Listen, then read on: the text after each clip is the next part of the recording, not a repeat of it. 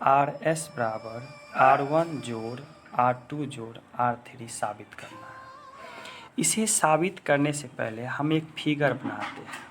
अब ये फिगर कैसे बनाएंगे हम यहाँ पे बगल में लिख चुके हैं। चित्रानुसार ए बी यानी कि ए और बी R1 प्रतिरोध के लिए ए बी सी R2 प्रतिरोध, सी डी R3 प्रतिरोध, तीनों प्रतिरोधकों को श्रेणी क्रम में जोड़ा गया है। श्रेणी क्रम में जोड़ा गया है। श्रेणी क्रम में जोड़ने का नियम यह है कि पहले प्रतिरोध का दूसरा सिरा दूसरे प्रतिरोध के पहले सिरे से जुड़ा हो और दूसरे प्रतिरोध का दूसरा सिरा तीसरे प्रतिरोध के पहले सिरे से जुड़ा हुआ होगा। तो ऐसे प्रतिरोध के ऐसे समूहन को श्रेणी क्रम समूहन कहते हैं। अब आगे बढ़ते हैं। जोड़ा गया है जिसका प्रतिरोध R1, R2, R3 है। इसके दो मुक्त सिरे को बैटरी के ध्रुव से जोड़ा गया है। इसके दो मुक्त सिरा A और D को बैटरी से जोड़ा गया। इसे सेल, एक सूक्ष्म सेल, यहाँ पे दो सूक्ष्म सेल लगाए हैं जिसका विभवांतर भी है, बैटरी से जोड़ा गया है और एक S श्रेणी क्रम। तब मान लिया कि तीनों प्रतिरोधकों से विद्युत धारा I तथा तीनों प्रतिरोधक के बीच विभवांतर क्रमशः V1, V2, V3। अब सेल से जो विद्युत धारा गमन करना शुरू किया स्विच ऑन करने के फलस्वरूप, तो एक ही वायर से तीनों प्रतिरोध जुड़ी हुई है, इसलिए तीनों प्रतिरोध में समान धारा गमन करेगी तथा R1 के लिए विभवांतर भिन्न भिन्न। श्रेणी क्रम का एक नियम है, श्रेणी क्रम समूहन में धारा समान होती है लेकिन सभी प्रतिरोध के लिए विभवांतर भिन्न भिन्न होता है। प्रतिरोध के अनुसार R1 के लिए V1, R2 के लिए V2, R3 के लिए V3। तब ओम के नियम से, ओम का नियम है V बराबर I R। V बराबर I R के नियम से विभवांतर V1 के लिए, विभवांतर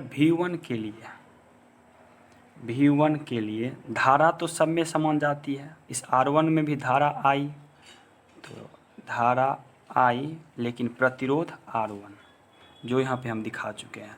V बराबर V1 बराबर I R1। इसी प्रकार V2 बराबर I R2, V3 बराबर I R3।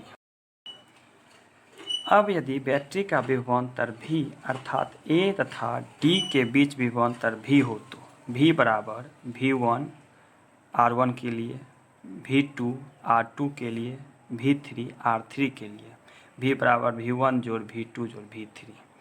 अब V1 का मान जो है यहाँ पे हम लिख देंगे। V1 का मान I R1, V2 का मान I R2, V3 का मान I R3। तब V बराबर I तीनों में से I को कॉमन ले लेंगे। तो तीनों में से I को कॉमन लेंगे तो क्या होगा, I इंटू R1 जोड़ R2 जोड़ R3। इसे मान लेते हैं इक्वेशन 1, समीकरण 1।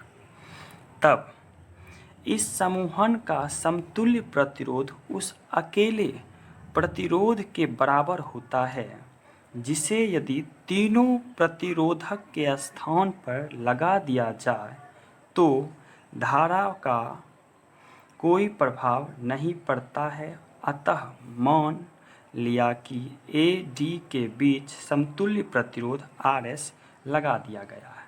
इस भाषा का कहने का मतलब ये है, अब इस तीनों प्रतिरोध के बीच में इस तीनों प्रतिरोध को हटा के, जैसे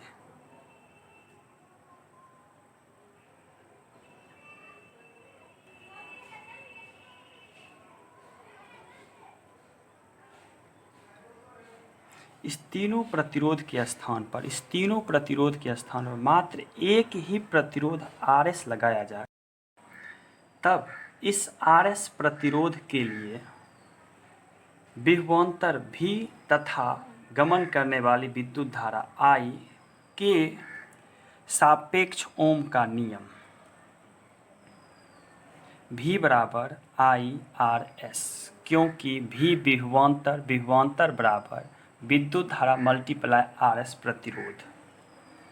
तब समीकरण 1 तथा 2 का तुलना करने पर समीकरण 1 तथा 2 में देखते हैं हम क्या है। समीकरण 1 v बराबर IR1 जोड़ IR2 जोड़ IR3 समीकरण 1। समीकरण 2 v बराबर IRS समीकरण 2।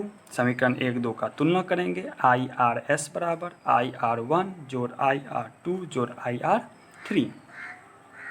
अब IRS में I को कॉमन लेते हैं, कॉमन लेंगे तो ऐसा लिखा जाएगा IRS बराबर इस तीनों में से I को कॉमन लेंगे जो ऊपर में पहले हम बता दिए हैं आपको।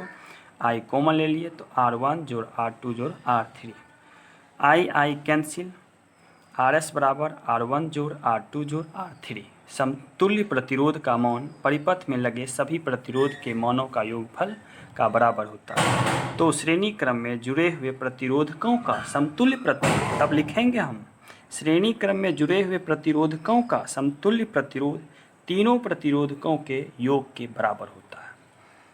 ये साबित होता है।